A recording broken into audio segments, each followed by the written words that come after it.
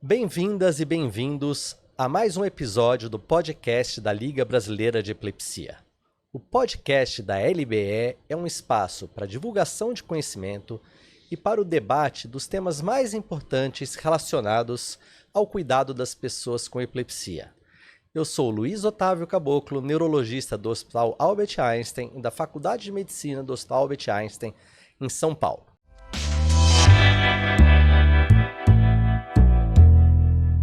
E para esse novo episódio, nós temos a honra e o prazer de receber ninguém menos do que a presidente da Liga Brasileira de Epilepsia, a doutora Letícia Sampaio. A doutora Letícia é neurologista infantil, coordenadora do Ambulatório de Terapia Cetogênica das Epilepsias do Instituto da Criança, do Hospital das Clínicas da Faculdade de Medicina da Universidade de São Paulo, também é neurofisiologista do Hospital Albert Einstein, onde ela é minha colega e minha amiga. Doutora Letícia, muito obrigado por participar do podcast da Liga Brasileira de Epilepsia. Muito obrigada, doutor Luiz Otávio, pelo prazer de estar aqui com você. Hoje nós vamos discutir justamente a terapia cetogênica. A doutora Letícia é uma referência no uso da dieta cetogênica no tratamento de crianças, adolescentes e adultos com epilepsia, principalmente nas formas refratárias da epilepsia. E esse é um tema super importante que vem ganhando destaque ultimamente. Então eu queria começar perguntando à doutora Letícia. Letícia, como começou seu interesse, como começou a sua relação com a dieta cetogênica no tratamento das epilepsias? Então, quando eu comecei a trabalhar no Instituto da Criança, em torno de 1996, então existia lá um ambulatório de dieta cetogênica, que foi iniciado pela doutora Maria Joaquina. Ela começou esse ambulatório em torno de 1986, né, e vinha acompanhando algumas crianças no tratamento com a dieta cetogênica. Né? E quando eu entrei, ela estava se aposentando e eu me interessei por dar continuidade a esse ambulatório, porque eu acho que é muito importante no tratamento da epilepsia refratária, principalmente em crianças, porque a gente sabe que 30% dos pacientes vão evoluir com epilepsia refratária. E para esses pacientes, assim, a gente sabe que quanto mais você acrescenta medicação, pouco efeito a gente tem no controle das crises. Então a gente precisa ter uma outra coisa que tem um mecanismo de ação diferente do que você está dando das medicações para tentar melhorar o controle de crises dessas crianças, né? Porque assim, a criança, a gente sabe que nessas epilepsias de controle, a gente tem criança que tem 20 crises por dia, que tem muita crise, né? Então, a gente não pode desistir delas. Por mais que a gente tente, já tentou as medicações, a gente tem que tentar uma alternativa para tentar melhorar. Então, eu comecei, peguei esse ambulatório, né, e me propus a ampliar também, porque antigamente, quando eu comecei, somente aqui no Hospital das Clínicas de São Paulo, em Ribeirão Preto, tinha um centro onde se fazia dieta cetogênica para epilepsia em crianças. Para adultos, nem existia nenhum centro ainda. E muitas crianças vinham de longe para tratar aqui com a gente, né? Então, às vezes vinham do Nordeste, tinham que ficar aqui em São Paulo 1 mês, 2 meses, às vezes em casa de apoio, que às vezes era difícil.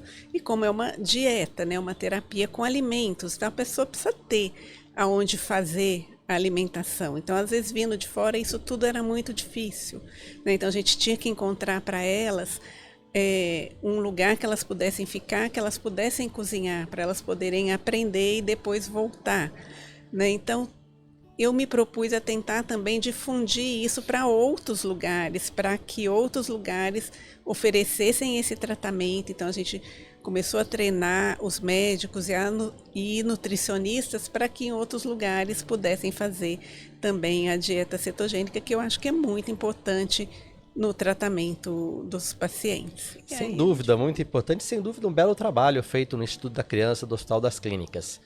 E quando a gente fala de dieta cetogênica, muita gente tem a impressão que isto é uma grande novidade, que isso é algo muito recente. Nós sabemos que o conhecimento sobre dieta cetogênica no tratamento das epilepsias, principalmente as epilepsias refratárias, não é tão recente assim. Conta pra gente um pouco a história de como começou o uso da dieta cetogênica na epilepsia. Não é recente, já fez até foi o ano passado, né? A gente fez 100 anos de dieta cetogênica, isso já foi até, a gente divulgou bastante. Mas o que a gente tem de história, né? A gente sabe que, assim, antigamente, muito antigamente, na época de Hipócrates e Galeno, né? Então, eles tratavam as doenças com alimentos, né? Com dietas. E já sabia-se desde aquela época dos relatos que tem, que eles observavam que também o jejum fazia bem para as pessoas que tinham epilepsia na redução das crises. Então, a dieta cetogênica veio dessa observação que o jejum levava ao controle de crises, mas ninguém consegue viver em jejum, né? De publicação científica, o primeiro relato é de 1911, na França, com os autores chamam Guelpa e Marie. Na época, eles fizeram dieta vegetariana para 20 pacientes, né, 20 pessoas com epilepsia, e observaram na época que 2 pessoas tiveram uma melhora, algumas não conseguiram seguir a dieta, né, e depois disso tem alguns relatos da literatura relacionados ao jejum. Só que ninguém consegue viver em jejum, Claro. né? Então não dá para tratar uma coisa com jejum. Então, em 1921, na Clínica Mayo, foi criado a dieta cetogênica clássica, mais ou menos nos moldes que a gente faz ainda hoje em dia, né? E eles criaram, e depois disso, o que aconteceu? Isso foi em 1921. Criaram a dieta cetogênica, que na época se utilizava bastante, porque o que tinha para tratar a epilepsia era os brometos e fenobarbital, né? Lembrando que em 21 a gente não dispunha de muitos fármacos, apenas os brometos e o fenobarbital, nem fenitoína tinha ainda. Nem fenitoína tinha ainda, então se usava bastante a dieta cetogênica, e tem relatos dessa época com a eficácia parecida com o que a gente vê hoje em dia. Aí o que aconteceu? Em 1938 veio a fenitoína, né, que é uma boa medicação, é um bom fármaco anticrise, né? Sim, a despeito dos efeitos adversos, tem uma boa eficácia. Tem uma boa eficácia, apesar dos efeitos adversos. E é muito mais fácil você tomar uma medicação do que você fazer uma dieta restritiva, né? Então, com os fármacos que vieram, a dieta foi sendo cada vez menos utilizada, né? E as pessoas foram esquecendo de como fazia, menos nutricionistas eram treinadas na dieta cetogênica, e foi ficando meio que esquecida, e os fármacos foram aumentando. Depois veio o valproato, né? E depois outros fármacos antiepiléticos. Teve um centro nos Estados Unidos, que foi o de Baltimore, que continuou fazendo a dieta cetogênica ao longo dos anos, né? Mas era um centro.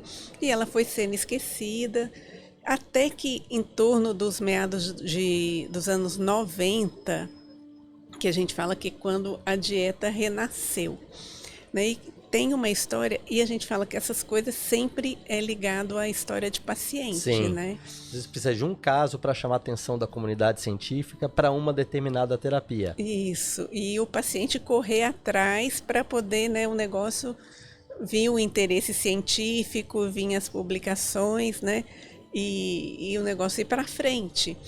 Então, teve um caso, né, que foi o caso que ele é um caso muito famoso na dieta no mundo da terapia cetogênica, todo mundo conhece, que é o do Charlie, né, que depois veio a Charlie Foundation, que era uma criança que tinha uma epilepsia mioclônico atônica, né, uma síndrome de Duse, que a gente chamava na época. Ele estava internado em um hospital, ele tinha feito uma cirurgia para epilepsia, já tinham feito uma calosotomia, né, ele sem melhora, e a mãe, desesperada, na biblioteca leu que poderia ter um tratamento com a dieta. Então ela pegou o filho dela e levou até Baltimore, onde foi feita a dieta cetogênica, e a criança no segundo, terceiro dia já ficou sem crise epilética. Então, na época, o pai, a família falou, como é que pode existir um tratamento que ninguém sabe direito que ele existe e que pode ajudar algumas pessoas, né? Então, eles se propuseram nos Estados Unidos a difundir a dieta, então fizeram filmes ensinando como é que fazia a dieta, difundiram nos Estados Unidos, ensinaram as nutricionistas, os pediatras, e a dieta cetogênica voltou a crescer. Na época ele era um cineasta famoso e ele fez até um filme sobre a dieta cetogênica que chama Pela Vida do Meu Filho, com a Meryl Streep, que conta bem essa história. Pela vida do meu filho. Do meu filho. Meryl Streep, então... É um filme assim, que é triste, pesado, mas o final é feliz. No final a dieta cetogênica dá certo. No final dá certo. Dando um spoiler, né? É. Muito bem. Com esse relacionamento da dieta cetogênica, nós associamos em geral a dieta cetogênica aos casos mais graves de epilepsia. Do ponto de vista de quem trata crianças e adolescentes, mas também adultos com epilepsia, em que casos nós devemos passar a considerar a possibilidade de dieta cetogênica? Ou seja, quando que eu vou pensar, nossa, talvez seja o momento de tentar a dieta cetogênica? Eu acho que a gente não precisa esperar muito, né? Então, o que a gente considera uma epilepsia fármaco resistente? Depois que o paciente não respondeu a 2 ou 3 fármacos anticrises que foram dados em dose adequada, com a indicação correta, você já tem uma epilepsia fármaco resistente.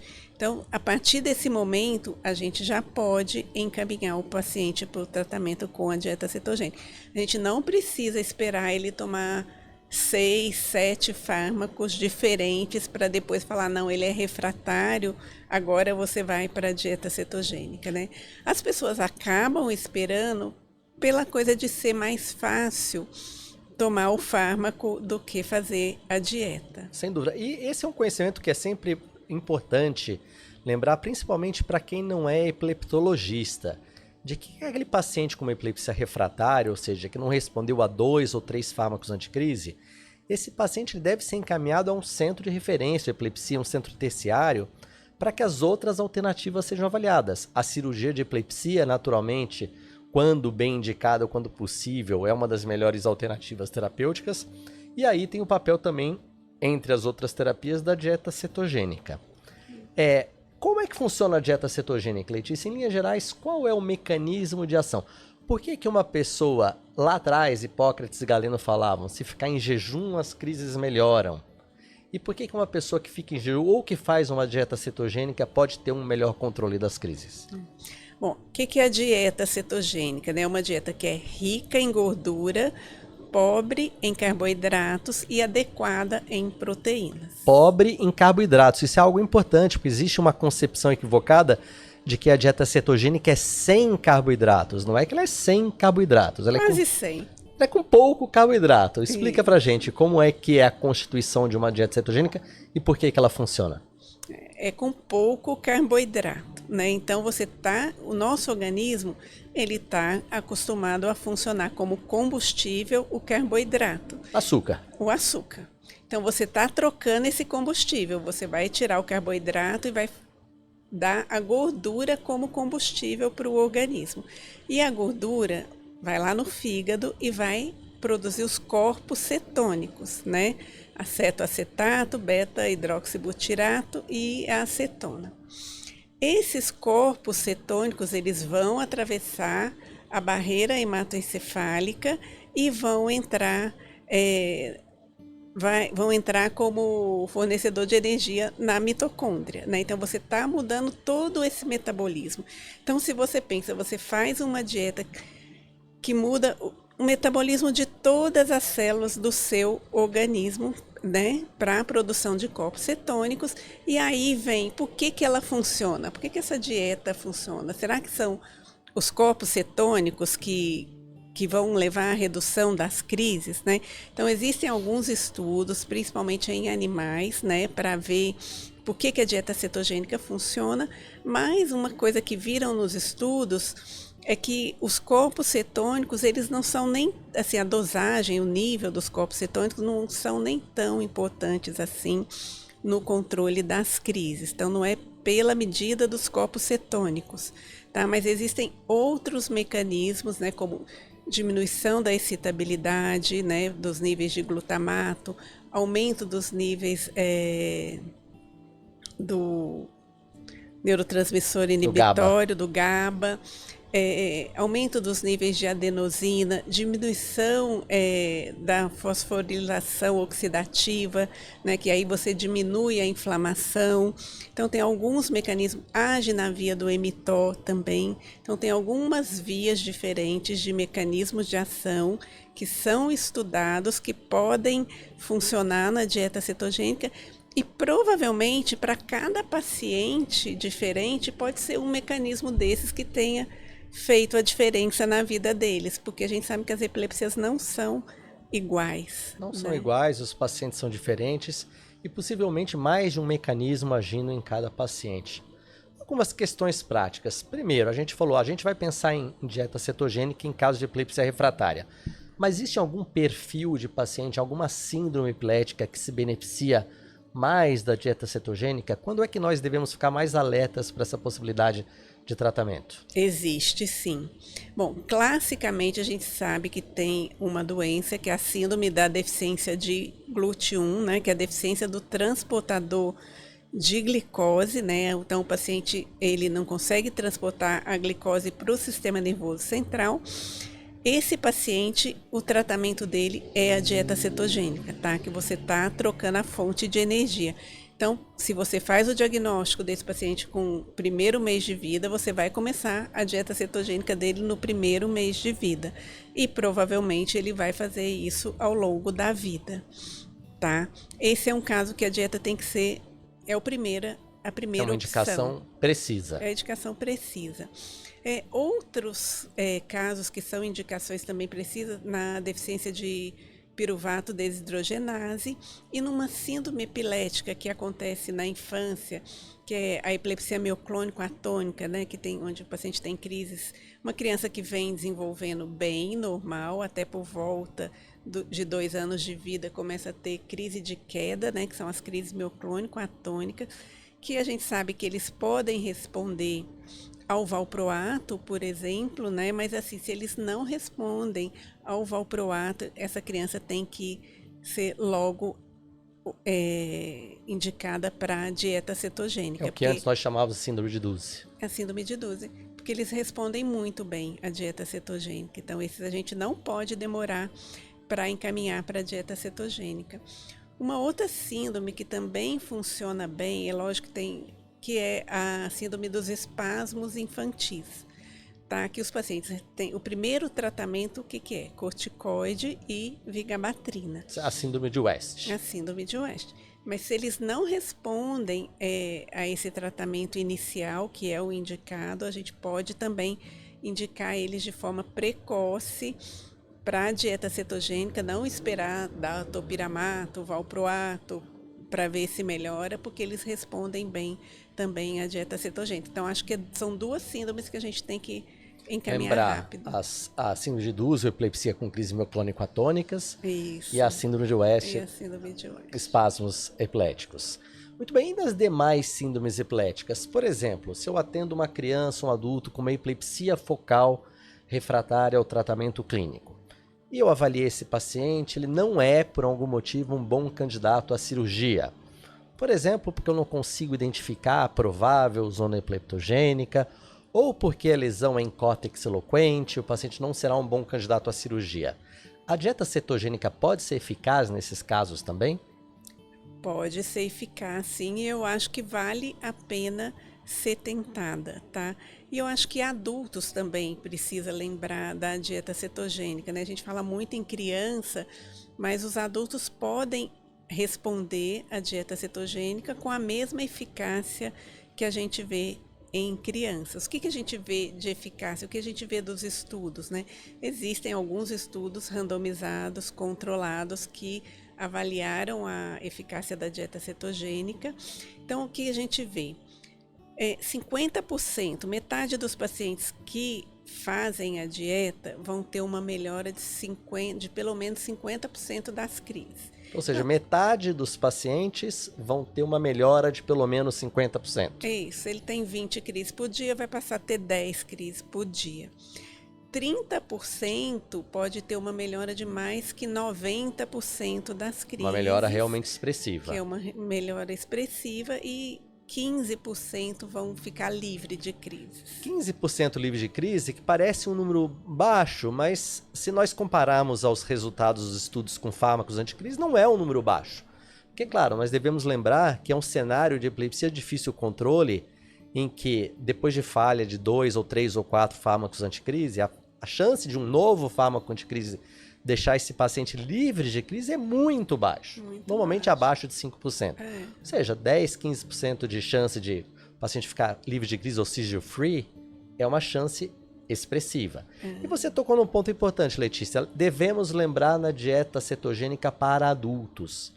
E na vida real, na prática clínica, nós vemos poucos adultos utilizando a dieta cetogênica. Na sua opinião, por que isso acontece? É muito difícil de fazer num adulto a dieta cetogênica? Eu acho que assim, dieta, existem algumas formas de você fazer a dieta cetogênica, tá? Em criança, a gente tem a dieta cetogênica, a forma clássica. E como é a forma clássica? Que a gente chama de, que ela é uma dieta 4-para-1. O que é a 4-para-1? É como assim, se cada refeição, cada prato, né? Geralmente fazem 4 refeições por dia, café, almoço, lanche e jantar. E como se cada prato de alimentação tivesse 4 partes de gordura para uma parte de carboidrato e proteína. Então essa dieta ela tem muito pouco, assim, 90% de gordura e 5% de carboidrato e 5% de proteína. Mais ou menos essa proporção, uns 80% de gordura. Então, você tem, essa é a dieta como se fosse a dose da medicação mais alta que você tem, né? Que a gente sabe que ela pode ser efetiva para alguns, mas nem sempre você vai precisar dessa proporção. Porque é bastante restritiva em termos do uso de carboidratos. Alguns a gente precisa chegar nessa proporção, outros não. Então, aí você tem a proporção que é 3-para-1, que é 2-para-1 e tem a 1-para-1. A 1-para-1, ela é semelhante a uma que a gente chama dieta modificada de Atkins. A dieta Atkins, que a gente vai lembrar, é uma dieta que ganhou muita popularidade como dieta usada para emagrecimento. Para emagrecimento. Muitas pessoas usando a dieta Atkins com o fim de perder peso. Isso. E ela é parecida com essa dieta cetogênica para o tratamento da epilepsia? Ela é parecida, é a dieta modificada de Atkins, que ela é 1-para-1. E ela funciona para crianças e funciona também para adulto. E ela é menos controlada, né? Então você, que você tem que fazer? É como se fosse uma dieta para diabético. Você vai contar a quantidade de carboidrato que você consome por dia. Não posso falar que é fácil, porque a pessoa tem que acostumar. Mas eu acho que é muito mais difícil você ter as crises.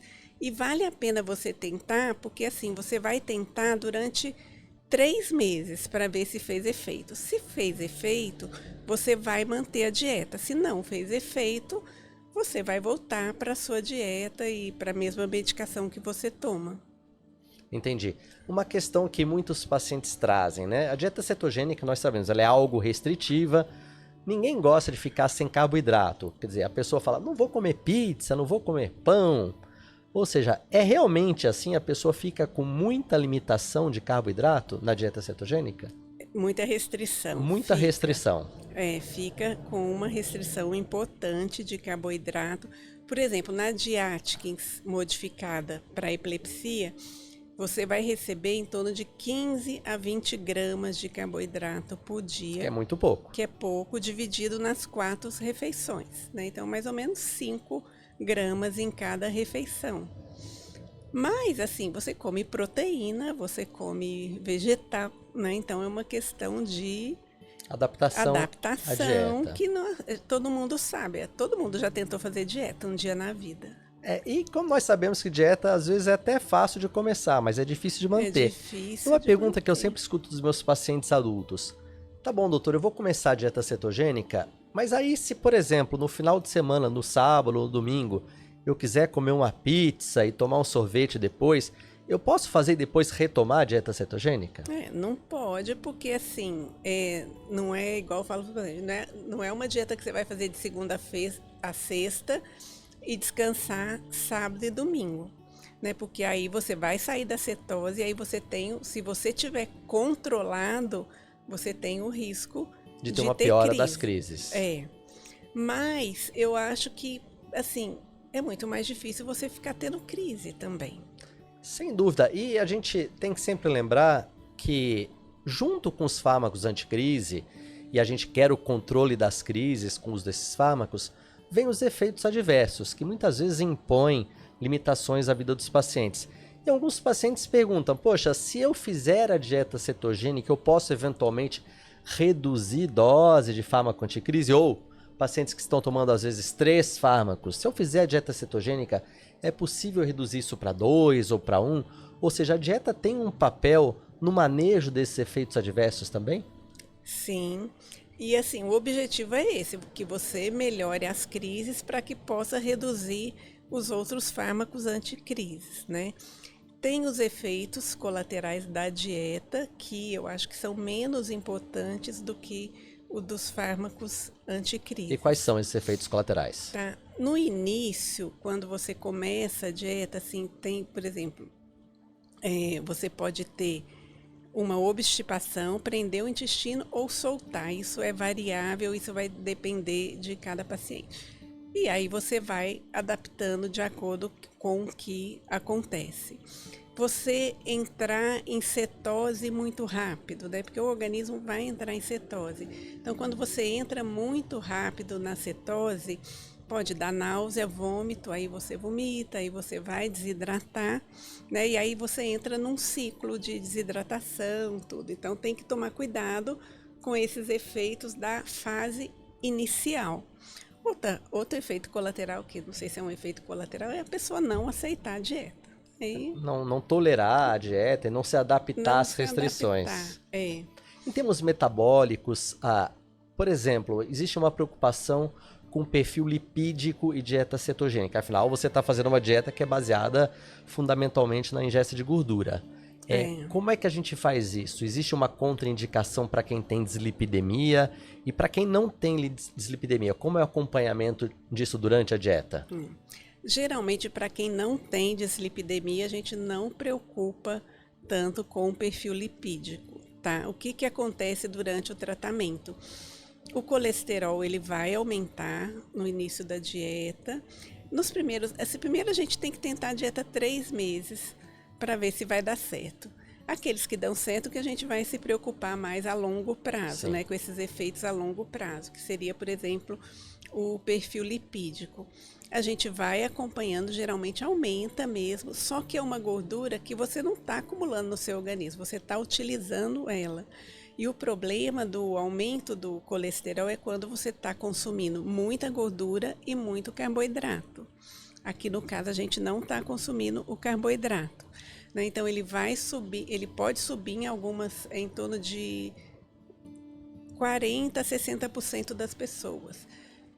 Sobe o perfil lipídico e aí você vai tentando manejar alguma coisa da gordura, mas assim nunca sobe tanto, então a gente não preocupa tanto com essa subida.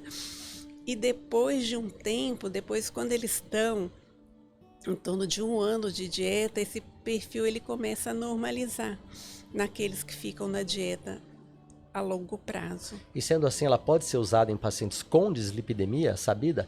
Claro, a gente entende que um paciente com dislipidemia ele vai estar sendo tratado, às vezes com uma estatina ou alguma outra medicação. Pode ser usada em pessoas com dislipidemia? Eu acho que, assim, como a gente vê criança, eu não vejo tanta criança que tenha dislipidemia. Mas eu acredito que possa, desde que você vai fazer desse controle, monitorando aí. Algum outro efeito metabólico que a gente tem que ter preocupação? Por exemplo, sempre com os fármacos anticrise, nós nos preocupamos com o controle das enzimas hepáticas. Sim. Isso é um problema com a dieta cetogênica? Não, não é um problema com a dieta cetogênica, as enzimas hepáticas, né?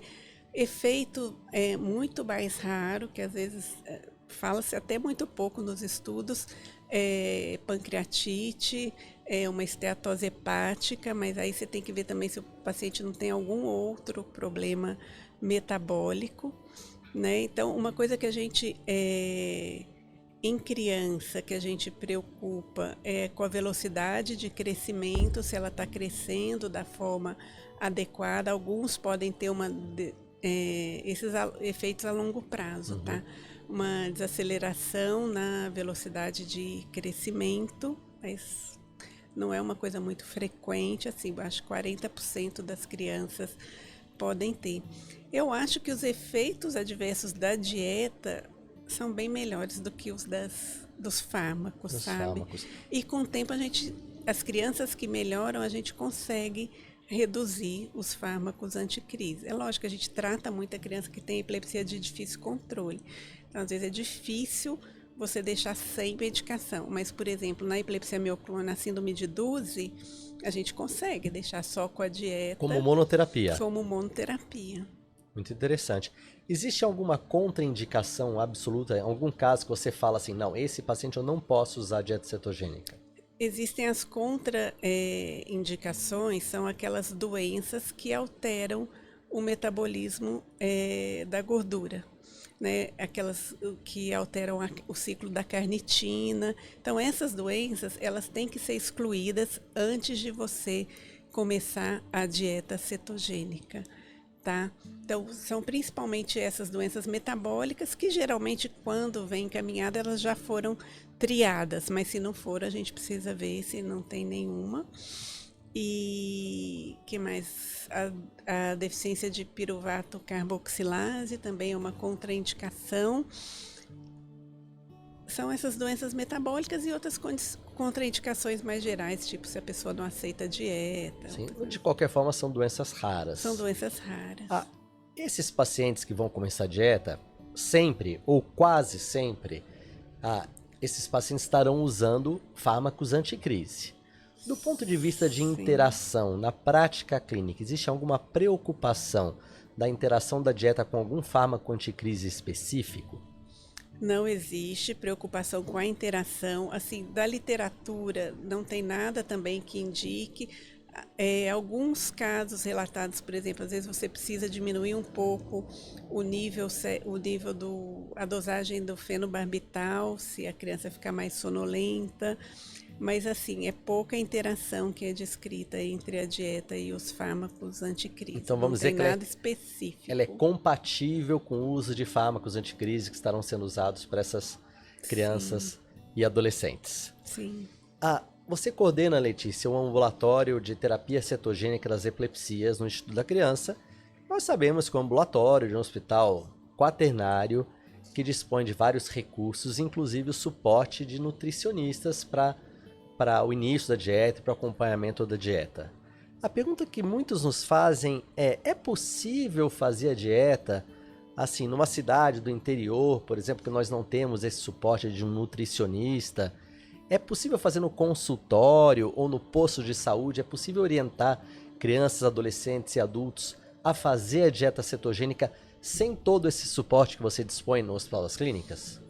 Eu acho que é possível, mas você precisa ter o suporte de um médico, né, de um neurologista que entenda de epilepsia e de uma nutricionista que entenda da dieta cetogênica para epilepsia, que é diferente, né? Quer dizer, hoje em dia o povo usa dieta cetogênica no esporte, né? Para melhora de rendimento, perda de peso, naturalmente. Perda de peso é diferente dessa dieta cetogênica, né? Então ela tem que ter uma quantidade de gordura que às vezes até quem faz essa dieta fala não é possível esse tanto de gordura, né? Porque não conhece para a epilepsia. Então é possível, desde que você tenha esse suporte. Uma pessoa que não tem uma nutricionista, por exemplo, pode fazer.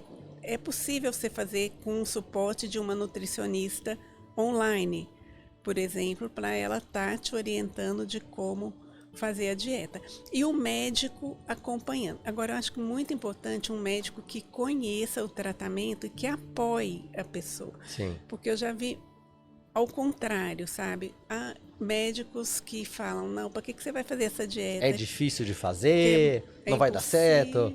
Tudo isso aí não vai dar certo, você não vai conseguir fazer, é muita gordura, isso vai te fazer mal. Então a pessoa, em vez de estimular, ela atrapalha. Entendeu? Atrapalha e não sabe exatamente o que é. Porque eu acho que é muito pior você ver seu filho tendo 10, 20 crises por dia, né, do que você tentar uma dieta. Então, você conhecer, saber os efeitos colaterais, saber como você deve manejar, eu acho que você precisa estimular o seu paciente a fazer e orientar, porque assim, é uma tentativa válida, porque esses pacientes, assim, têm pouco recurso, chega uma hora, a gente sabe disso. Sim, né? nós sabemos que chega uma hora em que cirurgia, se não for possível, a gente tem que pensar em alternativas como a dieta cetogênica. Uma outra questão prática que sempre aparece, e você tem muita experiência com crianças, como que a gente lida com aquela situação da criança que está fazendo a dieta cetogênica, mas vai para a escola, vai para casa do amiguinho e tem acesso a carboidrato? E a gente sabe que carboidrato acaba sendo a base da dieta de muitas crianças. Sim. E veja, isso é um problema principalmente nas camadas mais pobres da população, em que tem menos oferta de proteína, por exemplo, e mais acesso a carboidrato. Como é que você lida com essa dificuldade de crianças com acesso a carboidratos? Isso assim, não vou falar que é fácil, mas o que acontece? Depois que a dieta, que as mães começam a ver que a dieta está funcionando, elas começam a se empenhar, né, em fazer com que a criança não coma o carboidrato e mantenha na dieta. Porque assim, quando você está fazendo a dieta cetogênica, qualquer quantidade a mais de carboidrato que você consome, você vai sair da cetose. E vai piorar as crises. Você pode ter as crises. Então, isso a gente tem que orientar e conversar muito bem. É lógico que não é fácil, mas a partir do momento que eles percebem, que as mães percebem que a dieta está fazendo efeito, elas se esforçam para que isso dê certo.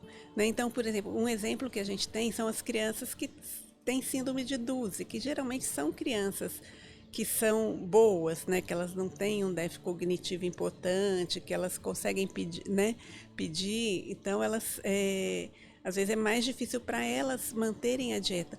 Mas o que a gente vê, que a própria criança, a hora que ela vê que aquilo começa a fazer bem para ela mesma, ela se esforça para manter a dieta dela. Então, por exemplo, se vai para a escola, a mãe tem que levar a alimentação da criança para que ela não coma, né? Conversar com a professora, se alimenta todo mundo juntos, pelo menos ela consegue alimentar de uma forma que ela não fique influenciada pelas outras crianças.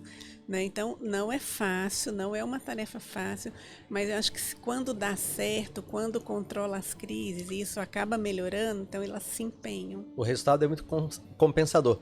E eu acho interessante, Letícia, que é uma modalidade de tratamento, principalmente quando a gente fala de crianças e adolescentes, que é um tratamento que envolve os pais no cuidado. Ou seja, é diferente você dar lá um comprimido de um fármaco anticrise e falar, olha, dá esse comprimido 2 vezes por dia ou 3 vezes por dia. É diferente a dieta, eu acho que essa é uma das grandes vantagens, que você envolve ativamente a família no cuidado daquela criança. Ou seja, eu acho que a família se sente parte daquele cuidado à medida que cuida da dieta de uma maneira adequada, né? prepara a dieta adequado. E eu sei que você tem um trabalho nesse sentido de ensinar as mães, os pais, a gente fala sempre das mães, mas os pais também, a preparar a dieta, ou seja, efetivamente a preparar as comidas que a criança vai ter acesso. Como é que funciona esse trabalho? O que a gente fazia no Hospital das Clínicas era fazer uma oficina com as mães, né? Levar para a cozinha e fazer algum prato, alguma coisa para que elas se acostumem mais com esses ingredientes, né? Que você tem que pôr uma quantidade grande de gordura. E da onde vem essa gordura que a gente vai pôr na alimentação? Vem do creme de leite, vem dos azeites, vem da maionese, né? Então, é uma alimentação diferente, que nem sempre para quem está vendo aquilo é palatável, entendeu? Mas a criança no começo, e a mãe tem que insistir, porque no começo pode ser que ela rejeite, né? Porque não está acostumada àquilo, o paladar é diferente, mas você tenta a primeira, tenta a segunda, tenta a terceira, a quarta, nem que seja na quinta, acaba aceitando. E eu falo que assim, o primeiro mês é o mais difícil, onde tem essa mudança alimentar. Depois, principalmente se a dieta funciona e dá certo, acaba ficando mais fácil. Muito bom. E Letícia, para a gente encerrar, uma última questão, eu queria que você abordasse, mesmo que rapidamente. Até agora nós falamos da dieta cetogênica no caso de pacientes com epilepsia refratária ambulatorial. Qual que é a sua experiência com a dieta cetogênica no tratamento daquela apresentação mais grave da epilepsia, que é o status epiléticos, o estado de mal epilético, principalmente na sua forma refratária ou superrefratária? Hoje nós sabemos que a dieta cetogênica tem um papel nesse cenário, nesses pacientes que estão sempre internados numa unidade de terapia intensiva. Qual que é o papel da dieta cetogênica nesse cenário? Muito bem lembrado, né? Porque é importante, que a gente sabe que esses pacientes chegam uma hora que você não tem medicação mais para dar, e a dieta cetogênica ela pode ajudar nos pacientes com estado de mal refratário. Então, acho que a partir daquele momento que já está refratário mesmo, já está lá no tionembutal, não está funcionando, você já pode pensar em dieta cetogênica. É difícil, às vezes, no ambiente de UTI, então você tem que treinar todo mundo ali, né? Porque você não vai poder dar soro glicosado na veia. Tem que tomar cuidado com todas as apresentações dos fármacos que estão sendo utilizados. Isso, então tem que tomar um cuidado intenso em volta do paciente, mas eu acho que tem que ser tentado no estado de mal, porque a pessoa não está melhorando e às vezes a dieta vem a melhorar. Tem alguns, né, estudos na literatura de relatos de série pequenas de caso, mas que mostra uma boa efetividade no estado boa de mal. Nós já tivemos a oportunidade de cuidar juntos de pacientes, inclusive, que tiveram uma resposta muito boa. Sim. Bom, sem dúvida esse tema da dieta é super importante. Para encerrar, Letícia, eu queria que você deixasse uma mensagem final para quem está nos assistindo no podcast sobre a dieta cetogênica e a importância no tratamento da epilepsia.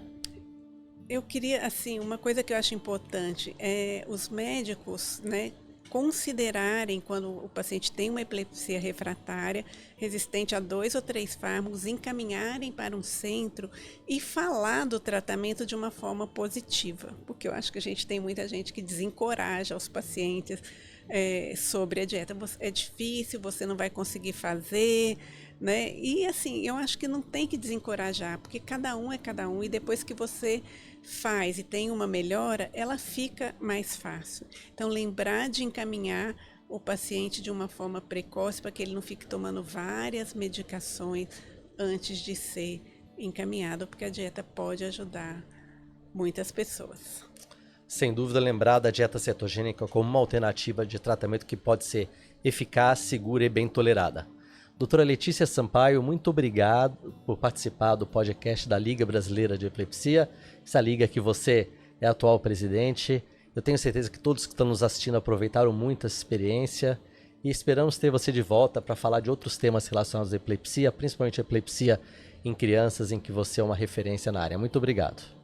Muito obrigada, doutor Luiz Otávio, e muito obrigada em nome da Liga Brasileira de Epilepsia de você estar conduzindo esse podcast de uma maneira tão brilhante para nós.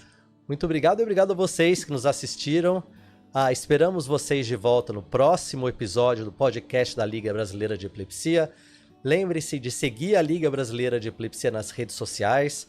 Compartilhem o nosso podcast, divulguem para os seus amigos, para os seus colegas, porque através da divulgação desses temas, certamente cuidado às pessoas com epilepsia será bem melhor no nosso país. Obrigado a todos e até a próxima.